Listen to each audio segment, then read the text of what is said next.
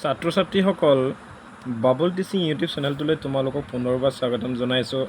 আজি আমি ক্লাছ 9 মেথছৰ অনুশীলনী 1.3ৰ কুৱেশ্যন নম্বৰ 1ৰ দিয়া সকলোবোৰ প্ৰশ্নৰ সমাধান কৰি চাওঁ আহক।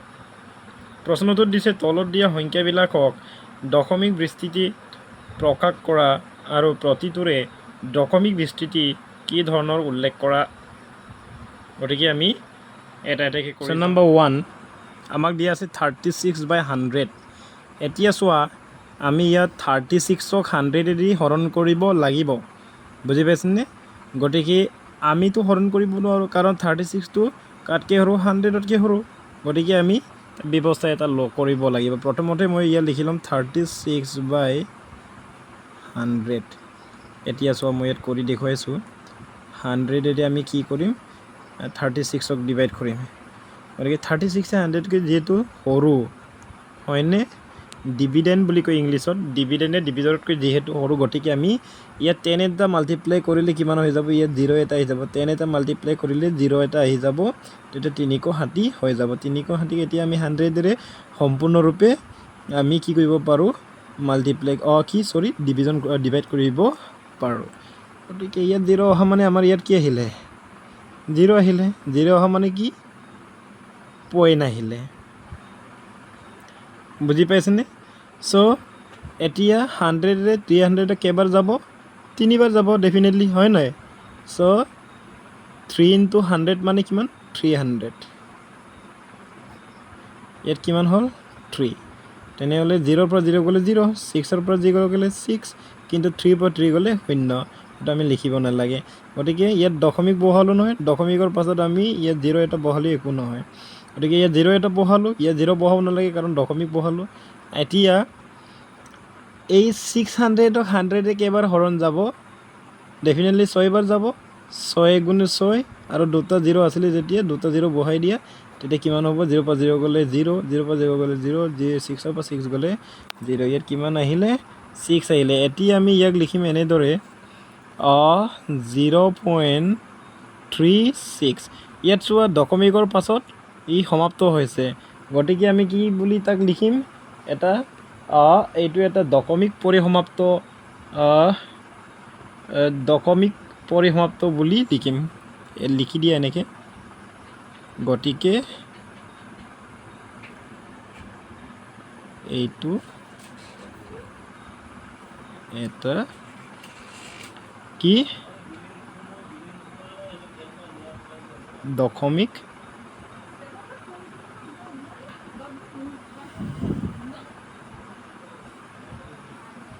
বিস্তৃতি, হয়নে?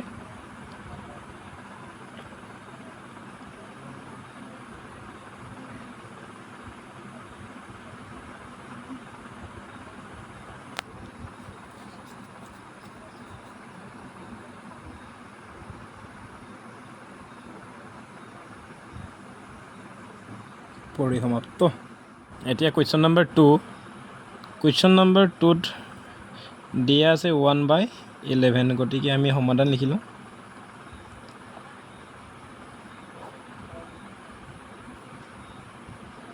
ওৱান বাই 11। এতিয়া চোৱা ইয়াত মই হৰণ কৰি দেখুৱাম। ইয়াত চোৱা 1তকৈ 11 ডাঙৰ, হয়নে? হৰই কাতকৈ ডাঙৰ, লবতকৈ ডাঙৰ, হয়নে? এতিয়া চোৱা ডেফিনেটলি আমি কি বুলি ক'ব পাৰোঁ, ইয়াত হৰটো যদি ডাঙৰ হয়, লবটো যদি সৰু হয়, তেনেহ'লে এইটো হৰণ কৰিব নোৱাৰোঁ। আমাৰ লবটো কি হ'ব লাগিব, ডাঙৰ হ'ব লাগিব, কাতকৈ হৰতকৈ ডাঙৰ হ'ব লাগিব, তেতিয়াহে আমি হৰণ কৰিব পাৰিম। এতিয়া চোৱা আমাক কিমান দি আছে, 1 দি আছে। আমাৰ ডিভিজৰটো কিমান, 11 আৰু ডিভিডেণ্ডটো কিমান, 1। এতিয়া 1ৰ লগত আমি 10 এটা মাল্টিপ্লাই কৰিলে আমি কিমান পাম, 10 এটা মাল্টিপ্লাই কৰিলে আমি কিমান পাম, এইটো চোৱা 1ৰ লগত 10 এটা মাল্টিপ্লাই কৰিলে 10 পাম, হয়নে? 10 পাম। তাৰপিছত আকৌ যিটো আমি 10 পালোঁ, 10ৰ লগত আকৌ এটা 10 মাল্টিপ্লাই কৰিলেহে আমাৰ ইয়াত 0 বহালোঁ, 10 মাল্টিপ্লাই কৰিলে আমাৰ ইয়াত কি হৈ যাব, 0 দুটা আহি যাব, কাৰণ দুবাৰমান 10 যদি মাল্টিপ্লাই কৰোঁ তেতিয়া 100 হৈ যাব, 10 × 2 = 100 হৈ যাব। তেতিয়া আমাৰ ইয়াত 0 আহি যাব। 0 অহাৰ লগে লগে আমাৰ ইয়াত 0 আহি গ'ল। তাৰমানে কেতিয়াবা এনেকৈ চমুকি ক'ব পাৰি ইয়াত 0 এটা বহালোঁ, ইয়াত 0 আহি গ'ল, হয়নে? আৰু 0 অহাৰ লগে লগে ডেচিমেলটো আহি গ'ল। ডেচিমেল মানে দশমিকটো আহি গ'ল, আৰু ইয়াত 0 এটা আহিলে, তাৰপিছত ইয়াত 0 এটা বহাই দিলোঁ মই। এতিয়া চোৱা 11 100 কেইবাৰ হৰণ যাব? কেইবাৰ? 9 বাৰ। 9 11 99, হয়নে? 9 11 99। তাৰপিছত ইয়াত আমি ইয়াৰ পৰা এটা দাৰ নিলোঁ, আৰু ইয়াৰ পৰা এটা দাৰ নিলে 10 হ'ল। 10ৰ পৰা 9 গ'লে 1। তেতিয়া ইয়াত থাকিলে 9, 9ৰ পৰা 9 গ'লে 0, ইয়াত 0 থাকি যাব। বুজি পাইছেনে? এতিয়া আকৌ ইয়াত 1 হ'ল, গতিকে ইয়াত কেইবাৰ আমি পালোঁ? কোচিয়েণ্ট বা ভাগফল কিমান পালোঁ? 1। 9। এতিয়া ইয়াত আকৌ 0 হ'ল, 1 হ'ল। 1 হ'লে আকৌ 0 বহাব লাগিব। ইয়াত 0 আহিলে, ইয়াত আকৌ 0 এটা বহাব লাগিব। গতিকে দুটা 0 নবহালেই হ'ব, এটা 0 বহালেই হ'ব। তাৰপিছত এতিয়া আকৌ কেইবাৰ যাব? 99 বাৰ যাব, হয়নে? ইয়াত 99 হোৱাৰ লগে লগে 9 বাৰ 11 দি 9 বাৰ গ'লে কিমান হ'ব? 99। 99ৰ পৰা যদি 100ৰ পৰা 99 বিয়োগ কৰোঁ, কিমান থাকিলে? 1 থাকিলে। তেনেকেই গৈ থাকিব। গতিকে আমি ইয়াক লিখিব পাৰোঁ এনেকৈ 0.0909 ... কাৰণ আমি তাক লিখি শেষ কৰিব নোৱাৰোঁ। গতিকে আমি ইয়াক এনেকৈও লিখিব পাৰোঁ, শ্বৰ্ট ফৰ্মত আমি লিখি থৈ দিব পাৰোঁ। কেনেকৈ লিখি থৈ দিব পাৰোঁ? 0 and 9, কাৰণ 0 আৰু 9 ইয়াত ৰিপিট হৈ গৈ আছে। তাৰমানে 0 আৰু 9 ইয়াত পুনৰাৱৰ্তিত হৈ আছে, হয়নে? সেইটোৰ কাৰণে আমি 0 আৰু 9ৰ আগত আমি কি দিলোঁ? বাৰ দি দিলোঁ। গতিকে আমি ইয়াত লিখিব লাগিব কি বুলি? এইটো এটা কি? অবিৰত দশমিক, এইটো এটা অবিৰত পোনপণিক দশমিক বিস্তৃতি। লিখি দিয়া।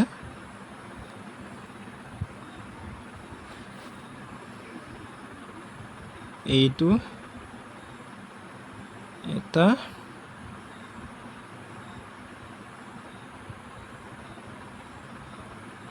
অবিৰত, হয়নে?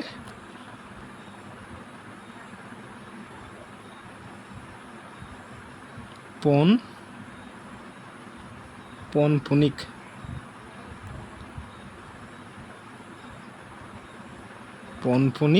দশমিক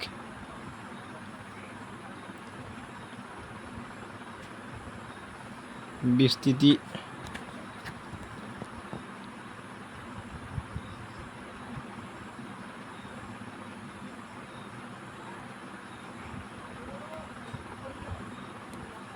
দশমিক বিস্তৃতি। এতিয়া কুৱেশ্যন নম্বৰ 3। কুৱেশ্যন নম্বৰ 3 দিয়া আছে আমাক মিশ্ৰ ভগ্নাংক, হয়নে? এইটো ইংৰাজীত কি বুলি কয়? Mix fraction. এতিয়া আমাক কি দিয়া আছে? মিশ্ৰ ভগ্নাংকত দিয়া আছে। এইটো ইংৰাজীত কি বুলি কয়? ইংলিছত মিক্স ফ্ৰেকশ্যন বুলি কয়। এতিয়া আমি মিশ্ৰ ভগ্নাংকটোক আমি কিলৈকে কনভাৰ্ট কৰি ল'ব লাগিব? পৰিৱৰ্তন কৰি ল'ব লাগিব আমি এটা আনলাইক ফ্ৰেকশ্যন। অসমীয়াত কি বুলি কয় জানো, পাহৰিছোঁ। এতিয়া চোৱা 4 × 8 = 32। 4 × 8 = কিমান? 32। 32 একে কিমান? 33। এইটো হ'ল। এতিয়া আমাৰ লবটো কাতকৈ ডাঙৰ? হৰতকৈ ডাঙৰ। গতিকে আমি এইটো ডিভাইড কৰিব পাৰিম। গতিকে ইয়াত আমি 0 0 দশমিক চশমিক প্ৰথমতে একো বহাব নালাগে। 8 দি আমি হৰণ কৰিম। কেইবাৰ গ'ল? 4 × 8 = 32, হয়নে? 3ৰ পৰা 2 গ'লে 1 থাকিলে, আৰু 3ৰ পৰা 3 গ'লে 0। গতিকে এইটো লিখিব নালাগে। এতিয়া আমাৰ 1টো 8তকৈ সৰু হ'ল, গতিকে ইয়াত আমি 0 এটা বহাব লাগিব। 0 বহা মানে 10 এটা মাল্টিপ্লাই কৰিলে এইটো হৈ গ'ল। এতিয়া দশমিক আহি যাব। এতিয়া 8 × 1 = 8। 10ৰ পৰা 8 গ'লে 2, হয়নে? আকৌ ইয়াত 0 এটা বহালোঁ, ইয়াত দশমিক বহালোঁ। দশমিকৰ পাছত 0 বহালেও 0 বহাই দিব নালাগে। কিমান হ'ল? 2 × 8 = 16, হয়নে? এইফালে 2 আহিলে। 20ৰ পৰা 16 গ'লে 4। ইয়াত আকৌ 0 বহালোঁ, গতিকে আমি তোমালোকে যদি দীঘলীয়া হৰণে এনেকৈ দশমিক এনেকৈ যদি কৰি থাকিব বিচাৰা তিনিটা সংখ্যাৰ পাছত আকৌ দশমিক দি দিব পাৰি। এতিয়া কিমান হ'ল 40 হ'ল। 40ক আমি 8ৰে হৰণ কৰিলে কেইবাৰ পাম 5 বাৰ। 5 8 গুণ কিমান 40। তেতিয়া আমাৰ ভাগে কিমান হ'ব 0। ইয়াত কিমান হ'ব 5 হ'ব। গতিকে আমি কি লিখিম 4.125। গতিকে এইটো এটা কি পৰিসমাপ্ত দশমিক বিস্তৃতি হয় নহয়, কাৰণ ডেচিমেলৰ পাছত এইটো দশমিকৰ পাছত শেষ হৈছে নাই, শেষ হৈছে। গতিকে আমি এইটো লিখিম এইটো এটা কি হৈছে দশমিক পৰিসমাপ্ত।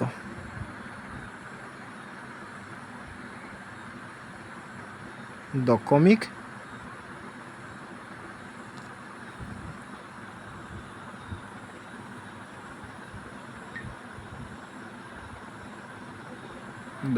পৰিসমাপ্ত দিয়া আছে 3/13।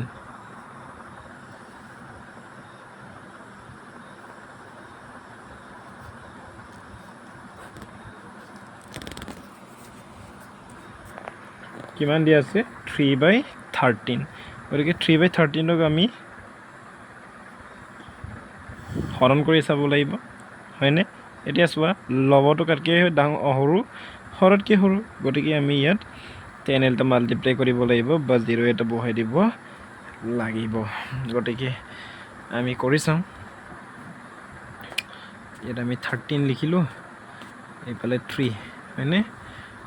এতিয়া ইয়াত 0 এটা বহাই দিলে ইয়াত দশমিক আহি যাব। এনেকৈ কৰিব পৰা যায়। তেতিয়া কিমান হ'ব 2 13 26। 2 13 কিমানত 26 হ'ল। 30ৰ পৰা 26 গ'লে কিমান 4। ইয়াত আকৌ 0 আহিলে ডেচিমেলে যিটো দিলোঁ দশমিক বহু হ'লেও ইয়াত 0 নিদিলেও একো নহয়। তেতিয়াহ'লে 3 13 39। ইয়াত কিমান আহিলে 1 আহিলে, আকৌ 0 আহিলে, এইটো 0 10 হ'ল। 13তকৈ সৰু আৰু এটা 0, এই 0টো আমি ইয়াত বহাই দিলোঁ হয়নে। ইয়াত 100 হ'ল। তেতিয়াহ'লে 100 হ'লে কিমান 5 13 2 13 26, 3 13 39, 4 13 52, 5 13 65, 6 13 7 13 8 13 কিমান আৰু বাদী 8 3 8ৰে কৰিছোঁ। 8 3 গুণ 21 24, চৰি 8 3 গুণ 24, 4 3 2 কৰিলে 8 1 গুণ 8 2 10 104 হয়। তেনেহ'লে 8 বাৰ নাযায় 7 বাৰ যাব 7। 7 3 গুণ 21 1 2 কৰিলে 7 1 গুণ 7 2 9। কেইবাৰ গ'ল 91। কেইবাৰ গ'ল 7 বাৰ। 7 বাৰত কিমান 91 হয় 9 আহিলে হয়নে। আকৌ 9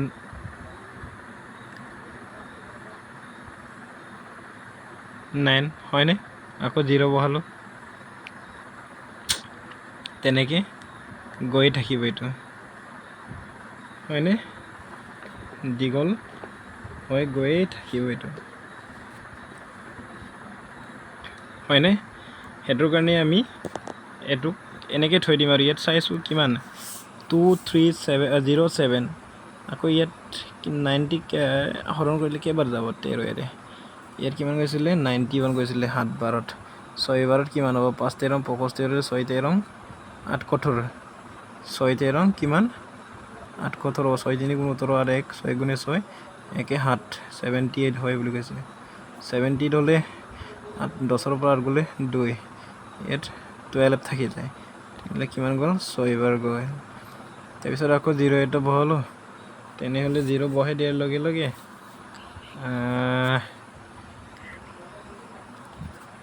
0 বহাই দিয়াৰ লগে লগে কিমান বাৰ যাব 13 হ'লে 91, 7 হ'লে 8 হ'লে 104, 9 হ'লে 9 13 কিমান 9 3 গুণ 27 7 2 গ'লে 9 গুণ 2 11 117 হয়। কেইবাৰ 9 বাৰ তেনেহ'লে ইয়াত আকৌ কিমান 10ৰ পৰা 7 গ'লে 3 3 থাকিলে হয়নে 0 আহিলে 0 হোৱাৰ লগে লগে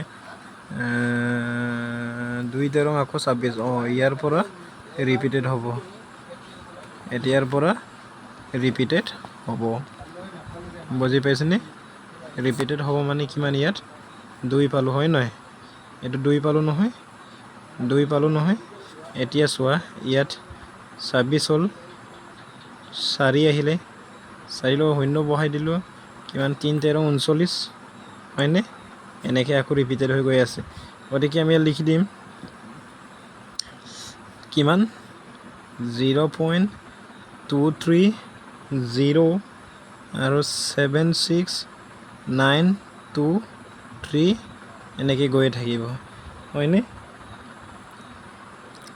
আৰু দীঘল হৈ গৈ আছে গতিকে আমি কৰিব নালাগে ইয়াৰ পৰা আমি গম পালোঁ যে আকৌ 2 3 ষ্টাৰ্ট হ'লে ইয়াত 2 3 আছিলে গতিকে আৰু কৰিব নালাগে গতিকে আমি এইটো লিখি দিলোঁ এনেকৈ ইয়াত কোনবিলাক ৰিপিটেড হ'ব তেনেহ'লে 2 3 0 7 6 9 ইয়ালৈকে ৰিপিট হ'ব গতিকে আমি ইয়াত লিখি দিম 0.23076 এইকেইটা কি ৰিপিটেড মানে কি পুনৰাৱৰ্তিত হোৱা গতিকে আমি বাৰ লিখি পিনি এইটো পুনৰাৱৰ্তিতৰ আমি দেখুৱাব পাৰোঁ অ'কে এতিয়া এইটো আমি লিখি দিম কি এইটো এটা অবিৰত পৌনপণিক দশমিক বিস্তৃতি বুলি লিখি দিলেই হ'ল লিখি দিয়া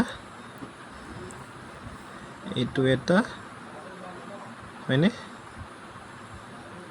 এইটো এটা কি বুলি কৈছিলে অবিৰত হয়নে অবিৰত কি পৌনপণিক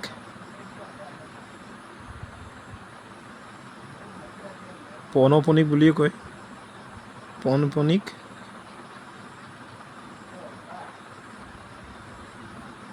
দশমিক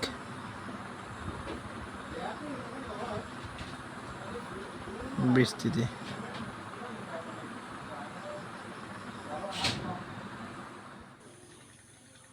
কুৱেশ্যন নম্বৰ 5ত দিয়া আছে আমাক কুৱেশ্যন নম্বৰ 5ত কি দিয়া আছে আমাক কুৱেশ্যন নম্বৰ 5ত দিয়া আছে 2/11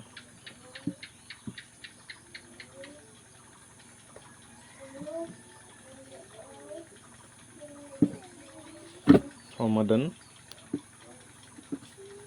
কি দিয়া আছে আমাক 2/11 হয়নে গতিকে 2/11ক আমি ডিভাইড কৰিব এতিয়া চোৱা 11 ডাঙৰ হয়নে 2তকৈ 11 ডাঙৰ হয়নে নহয় হয় গতিকে আমি ইয়াত কি কৰিব লাগিব 0 এটা বহাব লাগিব মানে কি কৰিব লাগিব আমি 10ৰে মাল্টিপ্লাই কৰিলে ইয়াৰ 0 আহি যাব 0 হোৱাৰ লগে লগে ইয়াত কি লিখি দিম আমি ডেচিমেল লিখি দিম গতিকে 20ক 11ক এবাৰ হৰণ যাব এবাৰ যাব 1 11 11 2 11 22 22 হ'লে ডাঙৰ হৈ যাব গতিকে 1 11 11 কেইবাৰ গ'ল এবাৰ গ'ল কিমান আহিলে 9 আহিলে হয়নে 9 হ'লে 0 বহাই দিলোঁ ইয়াত ডেচিমেল আহিলে ইয়াত 0 বহাই দিব নালাগে কিমান হ'ল 8 11 88 88 হ'ল হয়নে আকৌ 2 আহিলে আকৌ 0 আহিলে আকৌ এবাৰ গ'ল হয়নে আকৌ এবাৰ গ'ল আকৌ ইয়াত কিমান আহিলে 9 আহিলে আকৌ 0 আহিলে 8 আহিলে আমি ইয়াত দেখিলোঁ কি 1 আৰু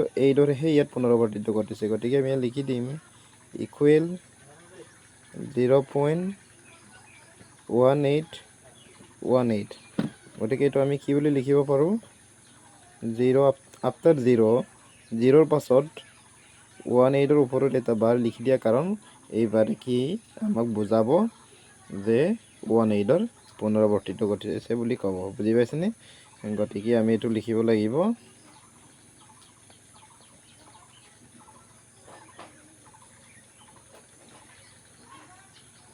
এইটো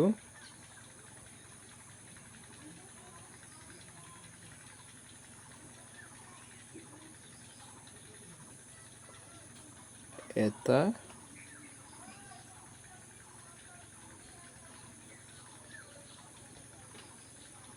অবিৰত হয়নে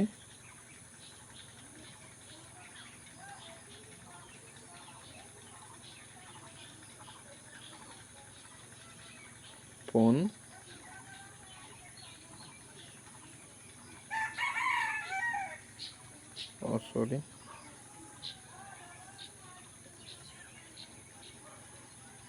পৌনঃপুনিক দশমিক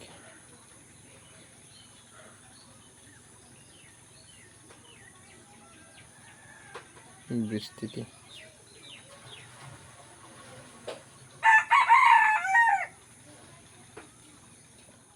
এতিয়া কুৱেশ্যন নম্বৰ 6 দিয়া আছে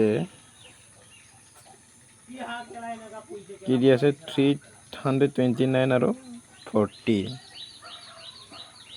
329 আৰু 400 হয় নাই?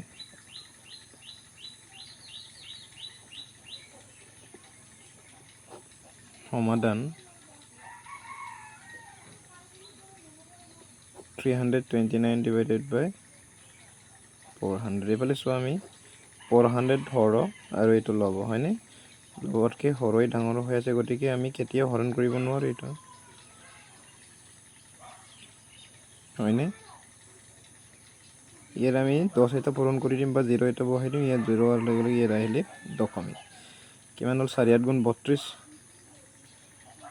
কেইবাৰ যায় 4 কয় 32 কক 8 বাৰ যায় তেনেহ'লে কিমান আহিলে 90 ইয়াত আকৌ 0 বহালোঁ ইয়াত 2 আহিলে 4 2 গুণ 8 800 হয়নে 800 হ'লে কিমান হ'ব 0 আহিলে 100 আকৌ 1 এটা বহাই দিলোঁ আকৌ 2 আহিলে বোলে ইয়াত আকৌ 800 গ'ল আকৌ কিমান আহিলে 200 আহিলে হয়নে আকৌ 0 বহাই দিলোঁ ইয়াত কিমান আহিলে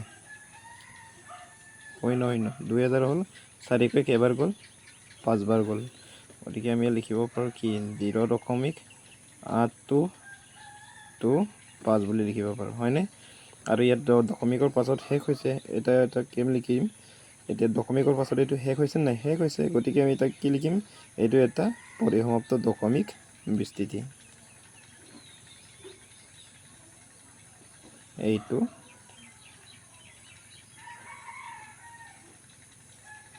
এটা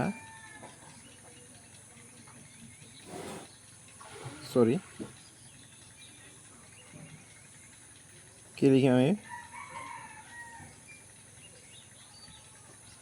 পৰিসমাপ্ত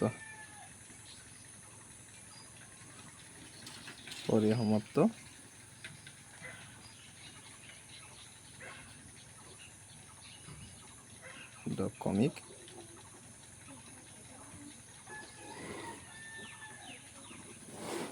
বিস্তৃতি তোমালোকে ভিডিঅ'টো চাই যদি ভাল লাগিল আৰু কিবা এটা যদি বুজি পালে তেন্তে লাইক ছাবস্ক্ৰাইব আৰু শ্বেয়াৰ কৰিবলৈ নাপাহৰিব ধন্যবাদ।